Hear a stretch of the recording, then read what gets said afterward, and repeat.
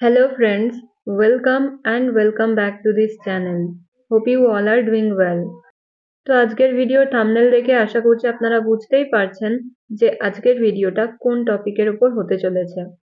So yes, আজকের ভিডিওতে আবারও আমি আপনাদের সাথে শেয়ার করব বেশ কয়েকটা ইংলিশে ডুয়েল ওয়ার্ডের ব্যবহার।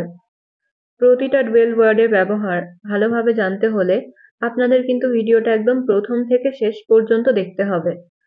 So, without a further ado, let's get started.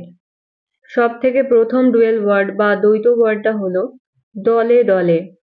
দলে দলে ইংরেজি হবে in groups. in groups. For example, ছাত্রছাত্রীরা দলে দলে স্কুলে যাচ্ছে। ছাত্রছাত্রীরা দলে দলে স্কুলে যাচ্ছে। Students are going to school in groups. Students are going to school in groups. দলে দলে খেলোয়াড়রা মাঠে যাচ্ছে। Players are going to the field in groups.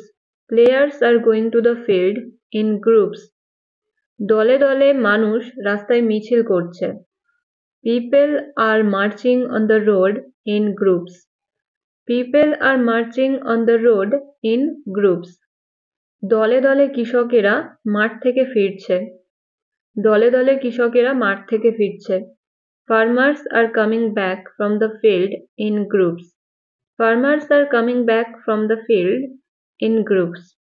Farmers are coming back from the field in groups. So, যখন আমরা দলে দলে এই দ্বৈত ওয়ার্ডটা বলবো তখন আমাদের ইংলিশে বলতে হবে in groups. এটা ছিল ফার্স্ট ওয়ার্ড। পরেরটা হলো নিজ নিজ। নিজ নিজ এই ওয়ার্ডটাকে ইংলিশে বলা হবে own অথবা রেসপেক্টিভ। own অথবা রেসপেক্টিভ মানে হলো নিজ নিজ। সবাই নিজ নিজ কাজে ব্যস্ত। সবাই নিজ নিজ কাজে ব্যস্ত। Everyone is busy with their own work. Everyone is busy with their own work. পাখিরা সন্ধ্যায় নিজ নিজ বাসায় ফিরে যায়। পাখিরা সন্ধ্যায় নিজ নিজ বাসায় ফিরে যায়। Birds return to their own nest in the evening. Birds return to their own nest in the evening. পরের এক্সাম্পল, তোমরা সবাই নিজ নিজ আসন গ্রহণ করো। All of you take your respective seats. All of you take your respective seats.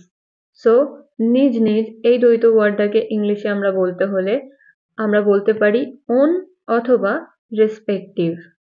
পরের দ্বৈত ওয়ার্ডটা হলো দৌড়ে দৌড়ে বা দাঁড়ে দাঁড়ে। ইংলিশে বলা হয় ডোর to door. Okay, door to door. For instance, বৃদ্ধ মানুষটি দাঁড়ে দাঁড়ে ভিক্ষা করে। বৃদ্ধ মানুষটি দাঁড়ে দাঁড়ে ভিক্ষা করে। The old man begs door to door. The old man begs door to door. আমরা একটি সার্ভে করার জন্য দাঁড়ে দাঁড়ে গিয়েছিলাম।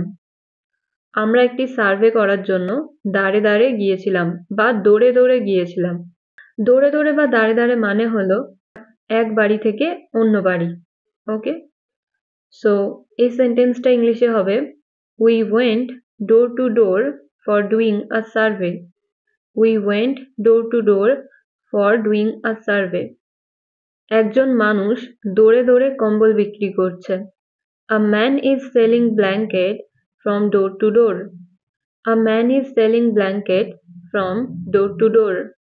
So, আপনারা বুঝতে পারলেন যে ডোর টু ডোর এই দ্বৈত ওয়ার্ডটা তাহলে আমরা কিভাবে সেন্টেন্সে ব্যবহার করব। ওকে, এবার দেখা যাক নেক্সট হলো হাজার হাজার অথবা শত শত। আমরা যখন হাজার হাজার বলবো তখন আমাদের ইংলিশে বলতে হবে থাউজেন্ডস। থাউজেন্ডস। আর যখন আমরা শত শত বলবো তখন আমাদের বলতে হবে হান্ড্রেডস। হান্ড্রেডস। ওকে, তো চলুন এবার এক্সাম্পল দেখা যাক। সে আমার হাজার হাজার টাকা নষ্ট করেছে। He has wasted my thousands of rupees. He has wasted my thousands of rupees. বইমেলাটিতে শত শত মানুষ ছিল। বইমেলাটিতে শত শত মানুষ ছিল। There were hundreds of people at the book fair. There were hundreds of people at the book fair. ঝড়ে শত শত গাছ ভেঙে পড়েছিল। Hundreds of trees were fallen down by the storm. Hundreds of trees were fallen down by the storm. মানে হলো ঝড়ে শত শত গাছ ভেঙে পড়েছিল। ওকে, কোভিডের সময় বা COVID-19 সময় হাজার হাজার মানুষ মারা গিয়েছিল।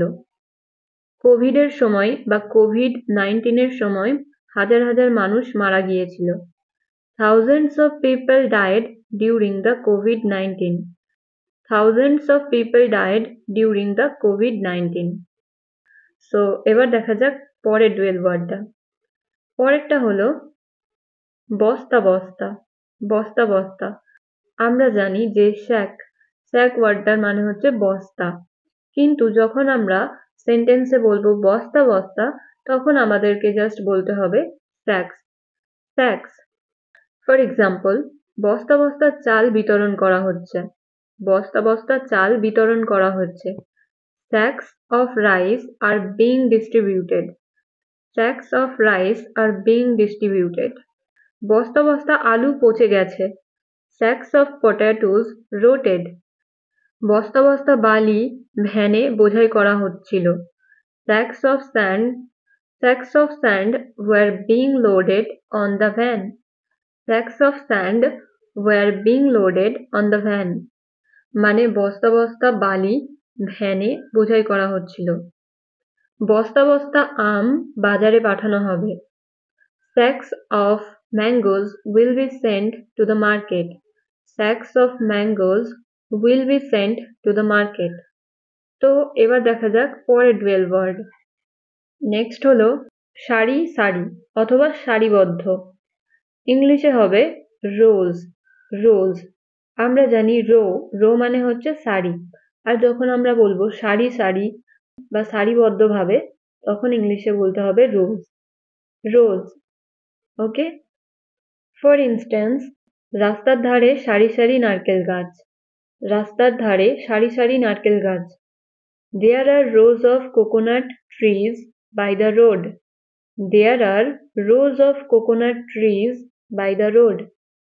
খেলার মাঠে সারি সারি শিশু দাঁড়িয়েছিল। Rows of children were standing in the playground. Rows of children were standing in the playground. বইগুলি সারি সারি সাজানো ছিল। The books were arranged in rows. The books were arranged in rows.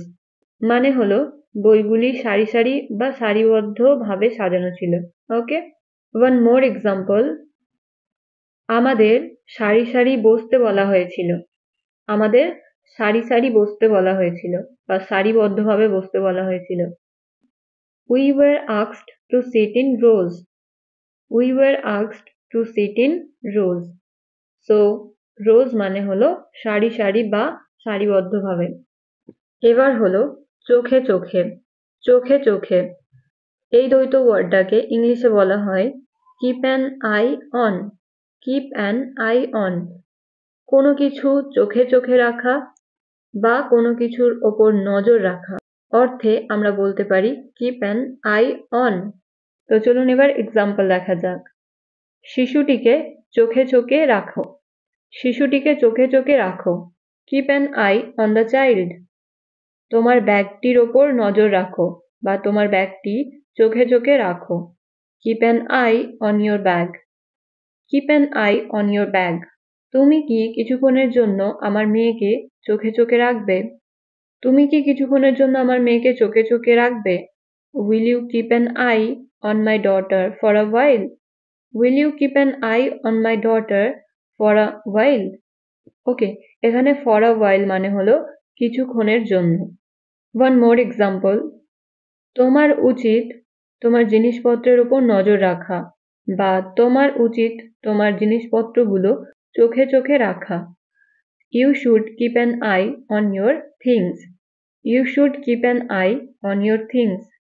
So যখনই আমরা সেন্টেন্সে কোনো কিছু নজর রাখা বা চোখে চোখে রাখা এরকম বোঝাবো, সেই ক্ষেত্রে আমরা ইংলিশে বলবো keep an eye on. এবার আমরা দেখব সবথেকে শেষের দ্বৈত ওয়ার্ডটা। শেষের ওয়ার্ডটা হলো হাড়ে হাড়ে, হাড়ে হাড়ে। এটাকে ইংলিশে বলা হয় to the backbone, to the backbone. তো চলুন এবার এক্সাম্পলের মাধ্যমে দেখা যাক। আমি তোমাকে হাড়ে হাড়ে চিনি, আমি তোমাকে হাড়ে হাড়ে চিনি। I know you to the backbone, I know you to the backbone. সে আমাকে হাড়ে হাড়ে চেনে, he knows me to the backbone, he knows me to the backbone. তোমার ভুলটা তুমি হাড়ে হাড়ে টের পাবে, you will feel your mistake to the backbone, you will feel your mistake to the backbone. তো ফ্রেন্ডস, আজকের ভিডিও এতটাই। আশা করছি আজকের ভিডিওটা আপনাদের জন্য ফ্রুটফুল হবে। যদি ভিডিওটা আপনাদের ভালো লেগে থাকে তাহলে অবশ্যই লাইক করবেন, শেয়ার করবেন এবং কমেন্ট করবেন। So that is it for today's video. Thank you so much for watching. See you in the next video. Stay happy and keep learning.